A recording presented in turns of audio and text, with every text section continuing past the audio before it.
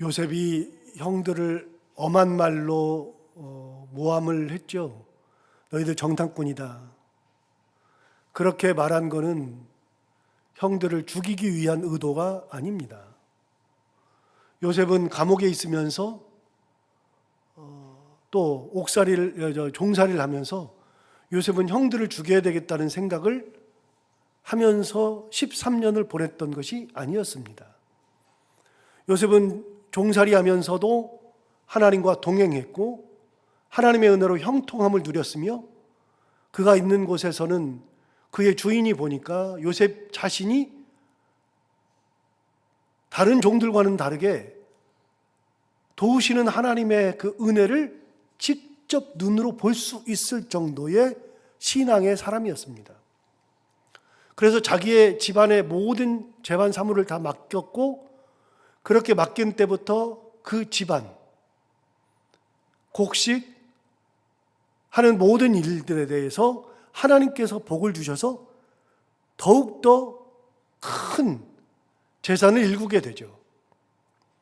요셉은 종살이를 하면서 형들을 향한 분노로 자기 자신을 깎아먹은 것이 아니라 형들에 대한 분노는 그걸로 끝이고 그리고 그 어려움 속에서도 하나님과 동행하는 삶을 살았죠. 그러니까 종살이 하면서 그는 형들을 미워하고 형들을 죽일 생각을 하면서 인생을 깎아먹고 후회하지 않았다는 겁니다. 옥살이를 하면서도 마찬가지였죠. 옥살이를 하면서도 그는 형들 생각을 하고 사는 것이 아니라 자기에게 주어진 일에 최선을 다했죠. 그렇게 되니까 어떤 일이 벌어지느냐? 옥살이를 할 때 그 옥의 간수장이 요셉을 보니까 요셉이 하나님과 동행함을 보았던 겁니다. 하나님과 동행하니까 형통했거든요.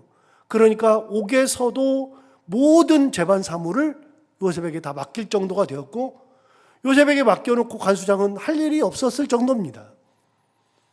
요셉은 그 어려운 순간, 나락으로 떨어지는 순간에도 복수심으로 자기 자신을 갉아먹지 않았습니다. 여러분, 제가 자기 자신을 갉아먹는다는 표현을 하잖아요. 자기 자신을 갉아먹는다는 거 여러분 잘 알죠? 누구를 미워하면요, 욕을 하고 막 이런 소리하고 저런 소리하고 할 수 있어요. 그런데 그렇게 하면 어떤 일이 벌어지냐면요, 그 사람에게 욕을 백날하면 속은 시원할지 몰라도 해결되는 거 하나도 없고 미워하는 마음이 있으면 자기 자신을 스스로 갉아먹습니다. 여러분, 남들 욕하는 사람들은요, 자기 자신을 갉아먹습니다. 자기 자신이 더 괴롭습니다. 요셉은 그렇게 하지 않았거든요.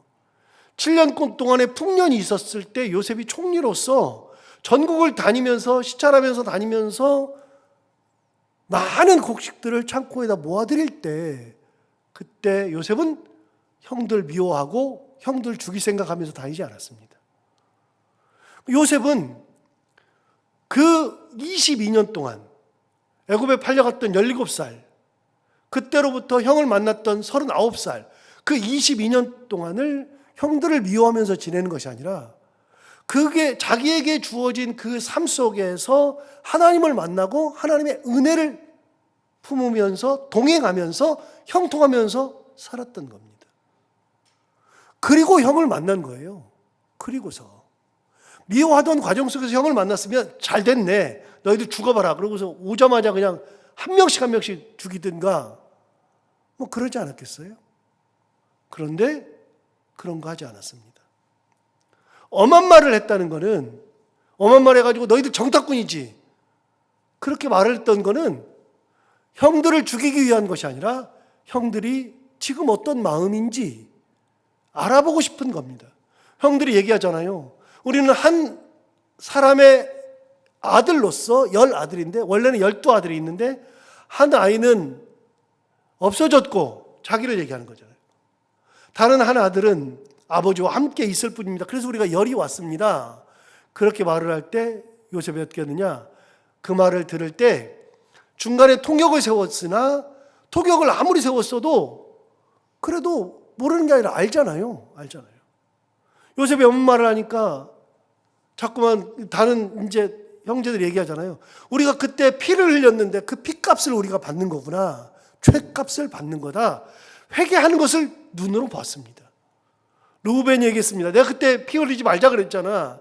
죽이지 말자 그랬잖아. 그런데 이런 일이 벌어지니 우리가 그것 때문에 이렇게 되는 거다. 22년 만에 들어본 형들의 진심이죠. 그러니까 가서 눈물을 흘리고 왔겠죠. 다 알아듣고 눈물을 흘리는 겁니다. 여러분, 눈물을 흘렸다는 데에서 요셉의 마음을 알 수 있잖아요. 그러니까 시므온만 딱 잡아놓고 가서 베냐민 데려와, 네 동생 데려와.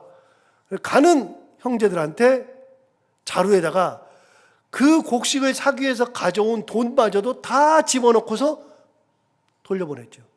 여러분, 어디를 보시면 25절을 볼까요? 25절, 42장 25절.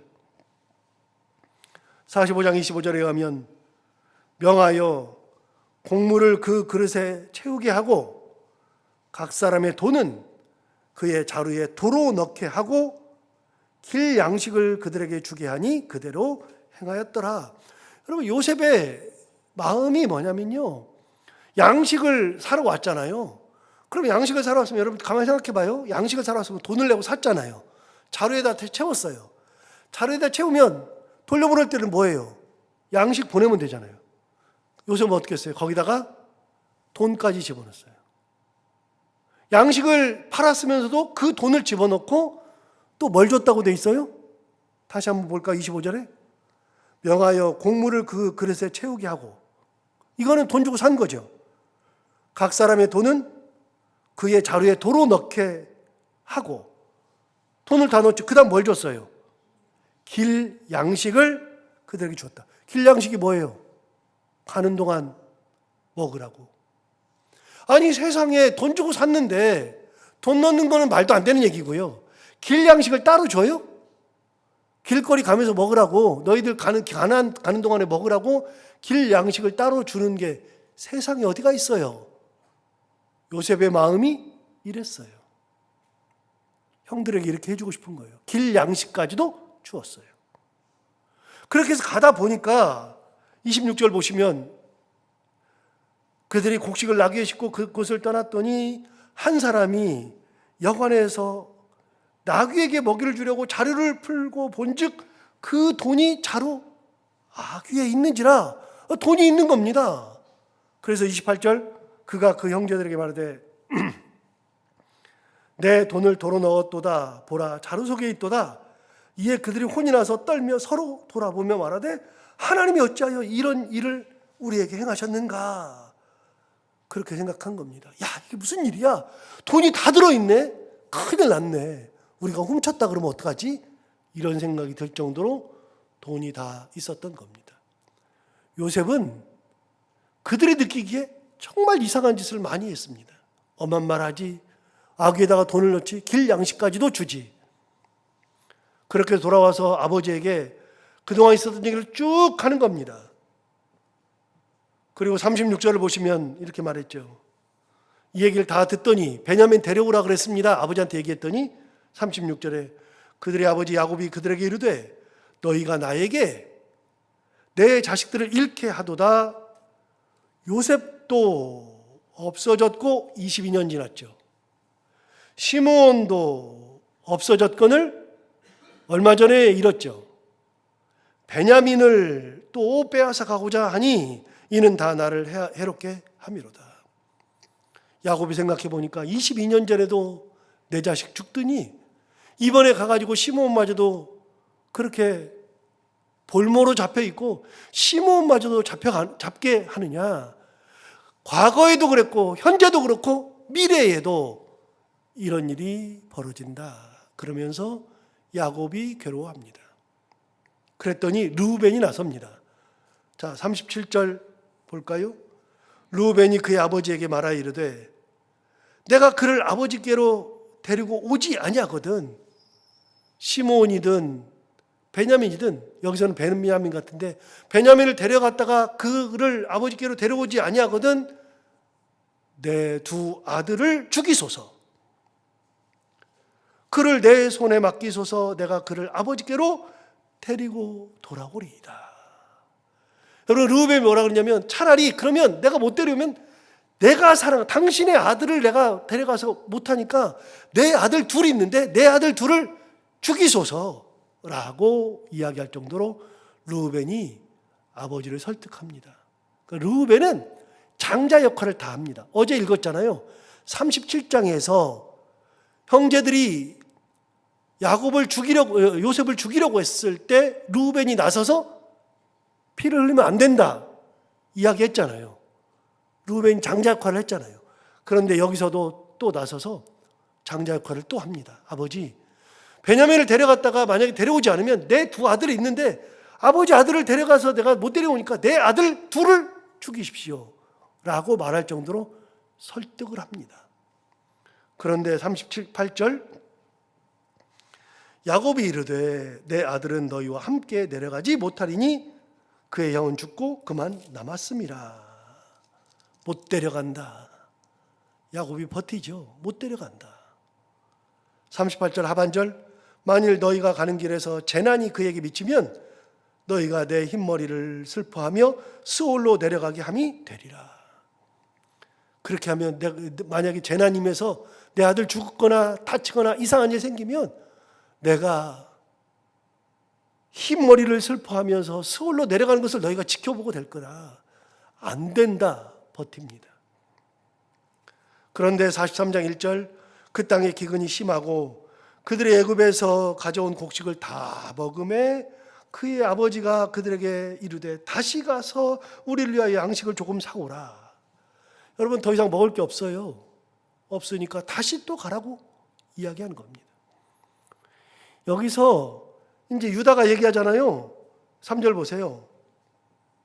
유다가 아버지에게 말하여 이르되 그 사람이 우리에게 엄히 경고하여 이르되 너희 아우가 너희와 함께 오지 아니하면 너희가 내 얼굴을 보지 못하리라 하였으니 아버지께서 우리 아우를 우리와 함께 보내시면 우리가 내려가서 아버지를 위하여 양식을 사려니와 아버지께서 만일 그를 보내지 아니하시면 우리는 내려가지 아니하리니 그 사람이 우리에게 말하기를 너희의 아우가 너희와 함께 오지 아니하면 너희가 내 얼굴을 보지 못하리라 하였음이니이다.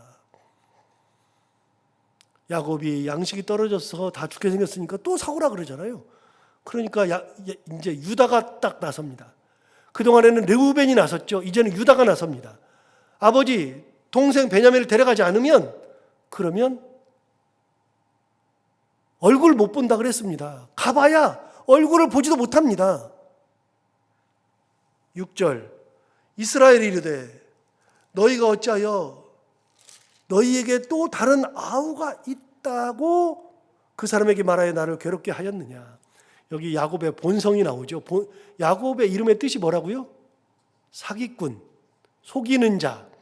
야곱의 본성은 거짓말하기에 아주 능합니다. 지금 6절 뭐라 그랬어요? 이렇게 말하잖아요. 다시 보세요. 이스라엘이 이르되 너희가 어찌하여 너희에게 또 다른 아우가 있다고 그 사람에게 말하여 나를 괴롭게 했냐. 너 왜 동생이 있다고 얘기했어? 동생이 있다고 얘기만 안 하면 되는데 왜 동생이 있다고 얘기해가지고서 동생 데려오라 그러냐? 이렇게 야곱이 자기 본성대로 말하는 겁니다. 7절 그들이 이르되 그 사람이 우리와 우리의 친족에 대하여 자세히 질문하여 이르기를 너희 아버지가 아직 살아 계시냐? 너희에게 아우가 있느냐? 하기로 그 묻는 말에 따라 그에게 대답한 것이니 그가 너희의 아우를 데리고 내려오라 할 줄 우리가 어찌 알았으리까? 그렇게 말하면 동생 데려오라고 할지 누가 알았습니까? 여러분 이거는 요셉이니까 하는 얘기예요. 다 아니까 하는 얘기예요. 모르면 그런 얘기 하는 게 아니에요. 다시 8절 유다가 나섭니다. 유다가 그의 아버지 이스라엘에게 이르되 저 아이를 나와 함께 보내시면 우리가 곧 가리니 그러면 우리와 아버지와 우리 어린 아이들이 다 살고 죽지 아니하리이다. 내가 그를 위하여 담보가 되오리니. 유다는 뭐라 그러냐면 자기 자신을 담보로 한다 그랬습니다. 아까 참고로 르우벤은 뭐라 그랬어요? 내가 데려오지 않으면 내 아들 둘 죽이소서. 유다는요, 나를 담보로 삼으소서. 내가 담보가 될 겁니다. 내가 그를 위하여 담보가 되오리니 아버지께서 내 손에서 그를 찾으소서. 내가 만일 그를 아버지께 데려다가 아버지 앞에 두지 아니하면 내가 영원히 죄를 지리이다. 자, 유다가 나섰습니다. 유다가 나섰는데 유다가 어디 나오느냐? 37장으로 다시 가볼까요? 37장.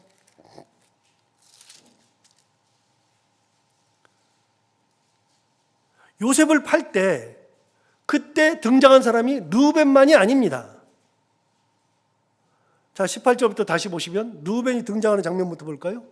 요셉이 그들에게 가까이 오기 전에 그들이 요셉을 멀리서 보고 죽이기를 꾀하여 서로 이르되 저 꿈꾸는 자가 온다. 자, 그를 죽여 한 구덩이에 던지고 우리가 말하기를 악한 짐승이 그를 잡아먹었다 하자. 그의 꿈이 어떻게 되는지를 우리가 볼 것이니라 하는지라. 르우벤이 나섭니다. 르우벤이 듣고 요셉을 그들의 손에서 구원하려고 하여 이르되 우리가 그의 생명을 해치지 말자. 르우벤이 또 그들에게 이르되 피를 흘리지 말라. 그를 광야 그 구덩이에 던지고 손을 그에게 대지 말라 하니 이는 그가 요셉을 그들의 손에서 구출하여 그의 아버지에게로 돌려보내려 함이었더라. 요셉이 형들에게 이르매 그의 형들이 요셉의 옷 곧 그가 입은 채색 옷을 벗기고 그를 잡아 구덩이에 던지니 르우벤 말대로 했잖아요. 르우벤 말 그대로 구덩이에 던지니 그 구덩이는 빈 것이라 그 속에 물이 없었더라. 25절 그들이 앉아 음식을 먹다가 눈을 들어본즉 한 무리의 이스마엘 사람들이 길르앗에서 오는데 그 낙타들의 향품과 유향과 몰약을 싣고 애굽으로 데려가는지라. 유다가 등장합니다. 유다가 자기 형제에게 이르되 우리가 우리 동생을 죽이고 그의 피를 덮어둔들 무엇이 유익할까? 자, 그를 이스마엘 사람들에게 팔고 그에게 우리 손을 대지 말자. 그는 우리의 동생이요 우리의 혈육이니라 하매 그의 형제들이 청종하였더라. 여러분, 죽이려고 하는 거 누가 막았습니까? 둘이 막았습니다. 르우벤과 유다가 막은 겁니다. 르우벤은 죽이려고 하는 그 순간에 피를 보지 말자. 우리 동생은 피 보지 말자. 구덩이에 그냥 집어넣자 그랬더니 옷을 벗기고 구덩이에 집어넣습니다. 그리고 죽이려고 그러는데 그때 마침 이스마엘 상인이 지나가니까 유다가 그걸 보고 나서 뭐라 그러냐면 우리 동생을 죽이고 그의 피를 덮어둔들 무엇이 유익하냐.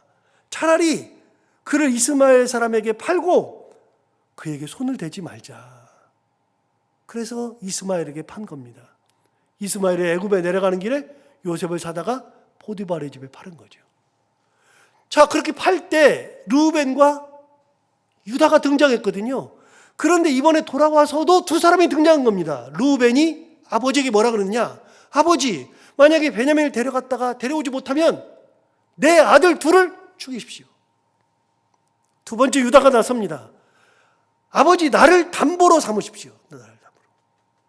내가 데려오지 못하면 내가 영원히 아버지 앞에 죄를 짓는 거니까 나를 담보로 삼으십시오. 요셉과 관련해서는요, 르우벤과 유다가 나섰습니다. 자, 10절 보시면, 오늘 본문 10절을 보시면 우리가 지체하지 아니었더라면 벌써 두 번 갔다 왔으리이다. 아버지가 머뭇머뭇거리니까 두 번이나 갔다 올 기회를 놓쳤습니다. 그랬더니 11절 그들의 아버지 이스라엘이 그들에게 이르되 그러할진대 이렇게 하라. 너희는 이 땅의 아름다운 소산을 그릇에 담아가지고 내려가서 그 사람에게 예물로 드릴지니. 예물로 드리려는 겁니다. 양식을 사는데 무슨 예물이 필요합니까? 그런데 아들 구하라고 예물로 드리라. 그러면서 예물을 소개해 줬습니다. 이렇게 소개해 줬습니다.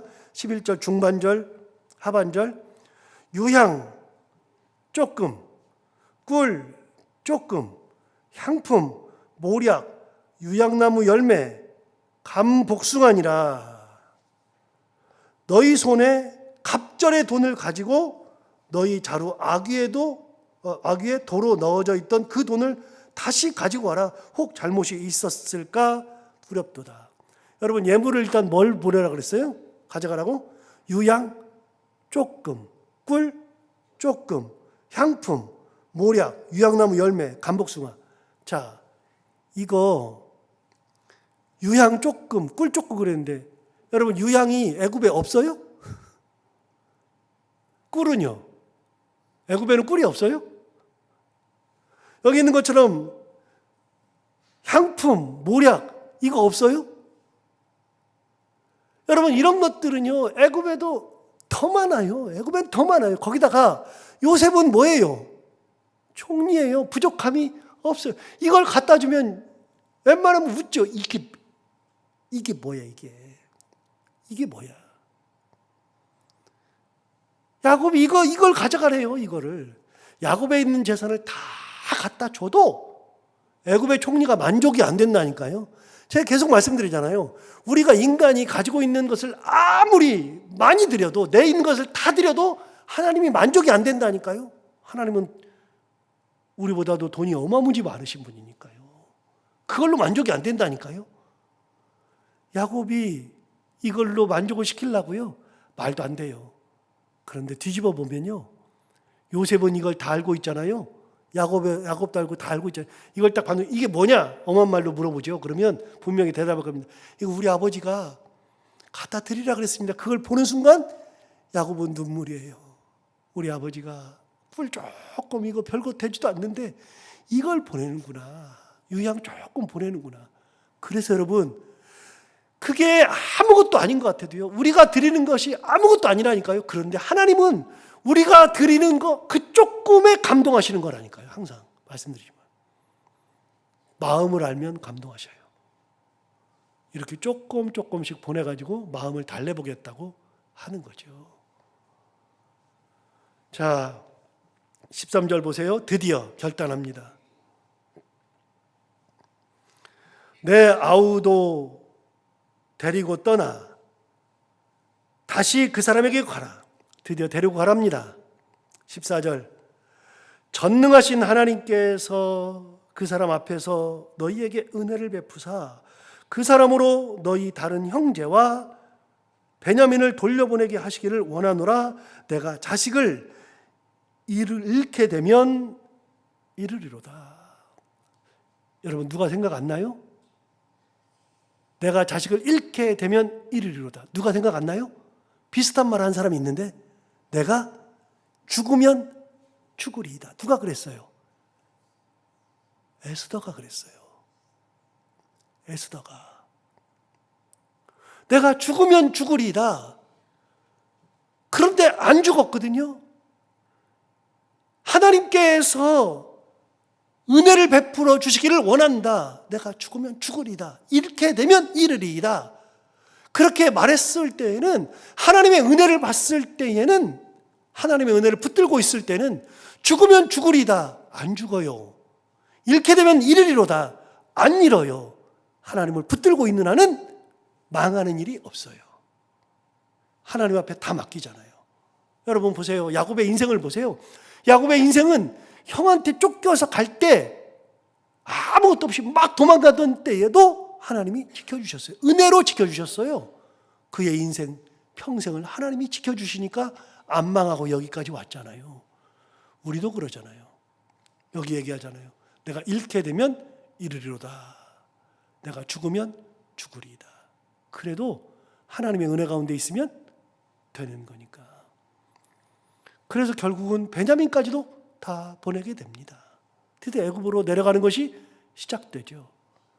여러분, 요셉의 삶을 보면 우여곡절이 많은데, 요셉에게서 등장하는 것은요, 요셉에게서 찾을 수 없는 것은 분노예요. 분노. 미움, 분노. 요셉은 그게 없었어요. 그러니까 요셉의 가는 길이 형통한 거예요. 은혜 길을 가니까 은혜를 가지고 사는 거예요. 여러분, 우리가 생명 다하는 날까지 분노하고 미워하고 뭐 그런 것 때문에 인생을 갉아먹는 것이 아니라, 하나님의 은혜를 붙들고 살면 모든 것이, 시간이 지남에 따라서 모든 것이 하나님의 은혜 가운데 다 형통한 길로 간다는 것을 다시 한번 생각하고 하나님의 은혜만 붙들고 살아가는 우리 모두가 다 되기를 바랍니다. 기도하겠습니다. 하나님 아버지, 성경을 보면서도 진짜 웃기는 것이, 의양 조금, 꿀 조금 가져가 봐야 아무것도 아닌데, 그리고 버텨봐야 버틸 수 있는 것도 아닌데, 베냐민 살리겠다고 버티고 버티다가도 결국은 굶어 죽게 생기니까 베냐민마저도 보내야 되는 상황이 되는데, 하나님 아버지, 내가 내 의지로, 내 생각으로 생각하다 보면 되는 거 하나도 없고, 할 수 있는 거 아무것도 없지만 하나님의 은혜를 붙들고 있으면 모든 것이 가능하신 그 하나님, 모든 것을 은혜로 바꾸시는 그 하나님의 역사 가운데 다 이루어지는 것을 경험하게 됩니다. 이 하나님을 바라보며 살아가는 저희들 되게 하여 주옵시고, 요셉이 그 많은 기간을 미워하면서 눈물을 흘리면서 분노의 칼을 갈면서 살았던 것이 아니라 그때에도 하나님을 바라보며 은혜의 길을 갔던 것처럼 우리도 끝까지 하나님을 온전히 바라보며 은혜의 삶을 살아가는 저희들 되게 하여 주시고, 하나님의 은혜 가운데 형통함의 삶을 살아갈 수 있는 저희들이 다 되게 하여 주옵소서. 오늘도 하루를 살아갈 때 이 말씀을 기억하며 살게 하여 주시되, 아버지 하나님, 오늘도 기도하러 나온 사랑하는 모든 분들 한 분 한 분의 기도를 다 응답하여 주옵시고, 오늘도 해야 되는 것들을 기쁨으로 잘 감당하고 만나는 분들과 함께 웃고 행복한 하루가 되게 하여 주옵소서. 예수님 이름으로 기도하옵나이다.